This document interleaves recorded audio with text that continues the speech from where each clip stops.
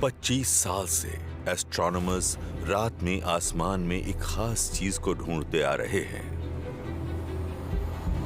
एक होप कि कोई और प्लेनेट हो जो हमारे प्लेनेट जैसा हो। उन्हें वैसे तो हजारों दूसरे वर्ल्ड्स मिल चुके हैं, लेकिन जिसकी उम्मीद थी वो नहीं मिला। इनमें से कुछ तो वाकई बहुत बिजार है। यूनिवर्स का अंदाजा लगाना बहुत मुश्किल है। यहाँ हैं बगैर स्टार्स वाले ऑफन्ड प्लैनेट्स, डायमंड्स के बने वर्ल्ड्स और शायद अपने अपने सन का चक्कर लगाती बड़ी बड़ी आईबॉल्स भी। अगर कभी इंसान हमारे जैसे किसी प्लैनेट पर पहुंच गया तो पागल हो जाएगा।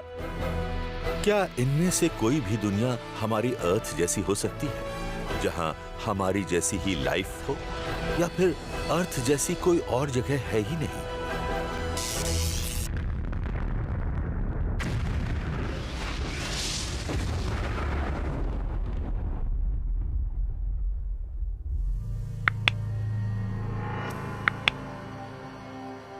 $400 years से भी पहले एक ब्रेव फिलोसोफर ने एक सवाल सबसे पहले उठाया था। अगर रात में दिखने वाले स्टार्स हमारे सन जैसे हैं, तो क्या उनके भी अपने प्लैनेट्स हो सकते हैं? एक्सोप्लैनेट्स, डिस्टेंट स्टार्स का चक्कर काटने वाले एलियन वर्ल्ड्स की खोज सीरियसली 1990s में ही शुरू हुई। पायोनियरिंग एस्ट्रोनॉमर्स को लग रहा था कि उन्हें हमारे जैसे ही प्लैनेटरी सिस्टम्स मिल जाएंगे, लेकिन शुरू से ही उन्हें जो मिला उसने साइंस की दुनिया को हिला दिया। हम सोचते थे अगर दूसरे सोलर सिस्टम्स होंगे तो वो हमारी ही तरह होंगे, लेकिन अब हमें बहुत अलग अलग तरह के प्लैनेटरी सिस्टम्स मिल रहे हैं और वो सिस्टम्स हमारे जैसे बिल्कुल नहीं हैं। हमें जैसे प्लैनेट्स मिल रहे हैं। अगर किसी मूवी में देखें तो लगेगा वाह, दिखने में तो कितने अच्छे हैं, पर ये वाकई नहीं हो सकते, और फिर बूम, वो हमें सच में मिलने लगते हैं। ये शॉक्स काफी पहले ही लग गए। हमारे सोलर सिस्टम के बाहर मिला पहला कंफर्म्ड प्लैनेट हमारे सन की तरह किसी चीज का चक्कर नहीं काट रहा था। ये तो हमारे यूनिवर्स की एक बहुत ही वायलेंट और मिस्टीरियस चीज का चक्कर काट रहा था। ये था एक पल्सर, और इसका कोई लॉजिक नहीं था। अगर कोई मुझे आधी रात में नींद से जगाकर पूछे प्लैनेट्स के मिलने की आखिरी जगह क्या हो सकती है, तो शायद मैं यही कहूंगा कि ऑर्बिटिंग अ पल्सर। पल्सर यूनिवर्स में मौजूद एक बहुत ही ड्रामेटिक चीज हो सकती है। किसी स्टार का एक चम्मच मास भी माउंट एवरेस्ट जितना होता है, और ये एक सेकंड में हंड्रेड्स ऑफ टाइम्स घूम सकते हैं। आप ऐसी किसी मॉन्स्टरस चीज को इमेजिन कर सकते हैं? पल्सर्स बहुत ही कॉम्पैक्ट होते हैं। जरा सोचिए कि सन के पूरे मास को स्क्वीज करके सिर्फ मैनहट्टन के साइज जितना बड़ा बना दिया जाए। घूमते हुए पल्सर्स लाइट और रेडिएशन की बीम्स छोड़ते हैं, लेकिन इन वायलेंट स्टार्स का जन्म ही इन्हें प्लैनेट्स का एक अनयूजुअल घर बनाता है, क्योंकि पल्सर्स का जन्म होता है सुपरनोवा एक्सप्लोजन्स की कॉस्मिक फायर्स में।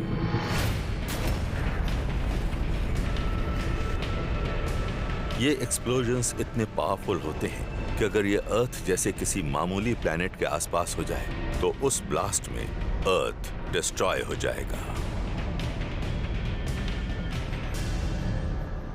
किसी सुपरनोवा एक्सप्लोजन के बाद एक पल्सर का चक्कर काटते प्लैनेट्स का मिलना ठीक वैसा ही है जैसे किसी खतरनाक अर्थक्वेक की साइट पर क्रॉकरी की दुकान में सभी चीजों का सही सलामत मिलना। लेकिन ऐसी जगह सेफ बिल्कुल नहीं होती है। ये चीजें बहुत गर्म होती हैं और इनके मैग्नेटिक फील्ड्स बहुत पावरफुल होते हैं। ये तेजी से घूमते हैं। कुछ केसेस में इनकी स्पीड थाउजेंड्स ऑफ टाइम्स पर सेकंड हो सकती है। इसका मतलब ये है कि इनसे रेडिएशन ब्लास्ट होता है, तो इनके पास अगर कोई प्लैनेट हुआ तो सुपरनोवा एक्सप्लोजन की वजह से वो जल जाएगा। इससे टकराने वाली चीजों से उसकी हालत खराब हो जाएगी।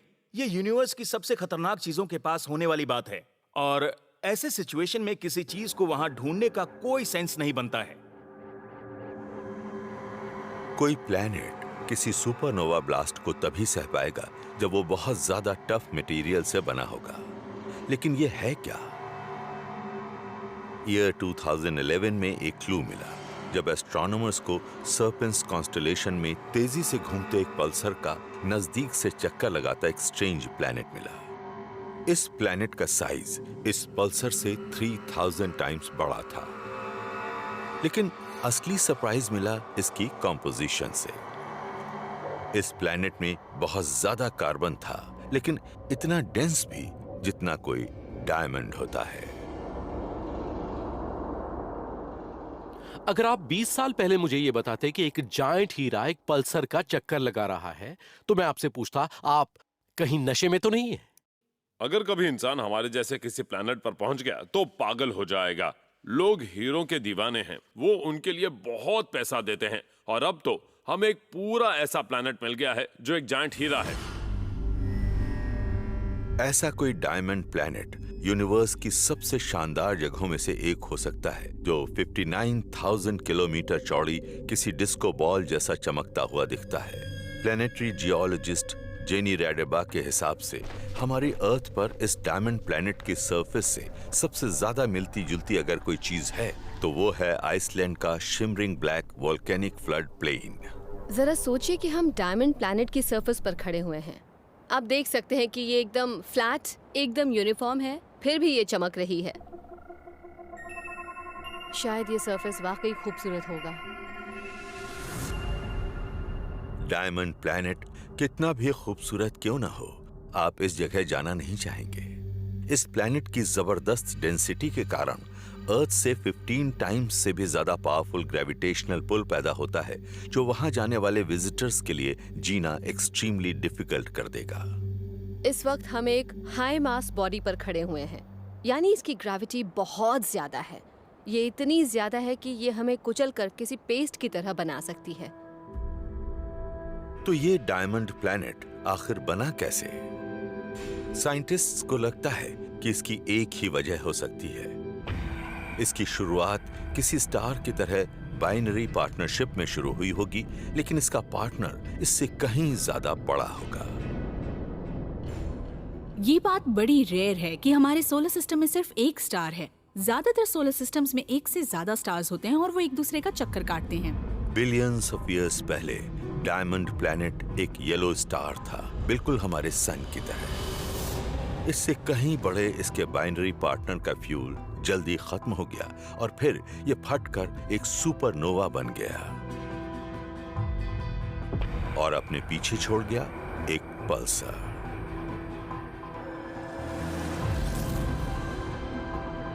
सन जैसा ये स्टार इतना बड़ा था कि ब्लास्ट को सरवाइव कर गया, लेकिन बिलियंस ऑफ ईयर्स के बाद इसका भी फ्यूल खत्म होने से ये खत्म हो गया और पीछे रह गया व्हाइट ड्वार्फ कहलाने वाला एक जला हुआ कोर। पल्सर की ग्रेविटी ने व्हाइट ड्वार्फ की आउटर लेयर्स से हल्के एलिमेंट्स हाइड्रोजन और हीलियम को चुराना शुरू कर दिया, जब तक कि कार्बन के सिर्फ वो मॉलिक्यूल्स ही बचे रह गए जिन्हें डेड स्टार ने अपनी लाइफ टाइम में प्रोड्यूस किया था। बची हुई बॉल के प्रेशर्स इतने ज्यादा थे कि कार्बन क्रिस्टलाइज होकर एक कॉम्पैक्टेड डायमंड में बदल गया। पता चला कि ये कॉस्मिक डायमंड्स हमेशा के लिए नहीं रहेंगे।